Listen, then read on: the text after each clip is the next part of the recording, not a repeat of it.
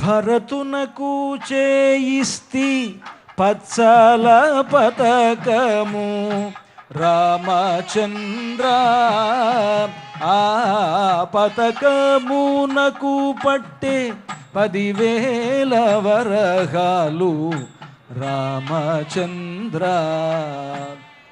రామదాస్ గారు అంటారు, భరతుడికి పచ్చల పతకం చేయించాను.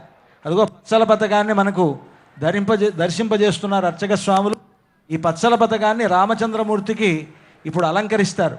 మామూలుగా ఆయన భరతుడికి కదా చేసింది, మరి రాముడికి ఎందుకు అలంకరిస్తారంటే భరతుడు ఆ రాముల్లోనే ఉన్నాడు, శంఖచక్రములుగా ధరించి ఉన్నాడు కదా.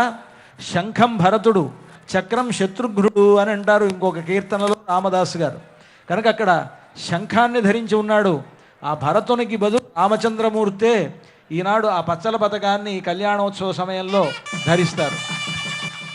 ఓం అర్చద ప్రార్చద ప్రియమేధాసో అర్చద అర్చందపుత్రకా ఉదపురన్న ధృష్వర్చద అర్చద ప్రార్చద. జయ బోలో రామచంద్ర భగవాన్ కి. సీతమ్మకు చేయిస్తే చింతాకు పతకము అంటారు రామదాసు గారు.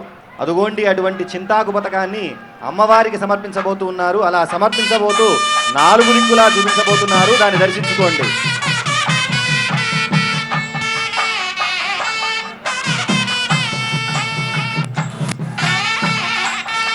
ఎంతో ప్రేమతో చేయించారు రామదాసు గారు. ఆ ఆభరణాలు ఇప్పుడు మనం దాని విలువ తక్కువ అనుకోవచ్చు, కానీ చారిత్రకమైనటువంటి ప్రసిద్ధి ముందు ఆ విలువ అనేది దిగదుడుపుగా ఉంటుంది. అటువంటి గొప్పనైనటువంటి దివ్యమైనటువంటి ఆభరణాలను ఇప్పుడు స్వామివారికి అమ్మవారికి సమర్పించబోతూ ఉన్నారు.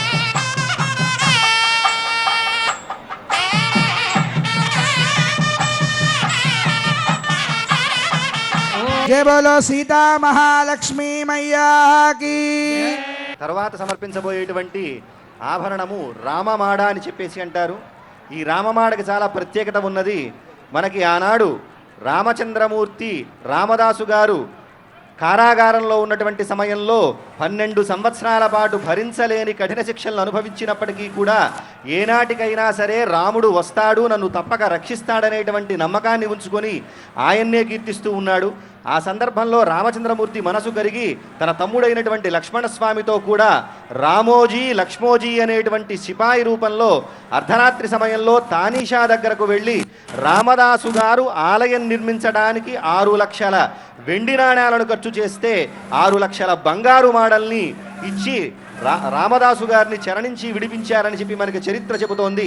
ఆ చరిత్రకు సాక్ష్యంగా నిలిచినటువంటి రామమాడ ఒక పక్క రామచంద్రమూర్తి యొక్క పట్టాభిషేక ముద్ర, వెనక పక్క హనుమంతుడి ముద్ర ఉన్నటువంటి ఆ రామమాడను నలుదిక్కులా చూపిస్తున్నారు.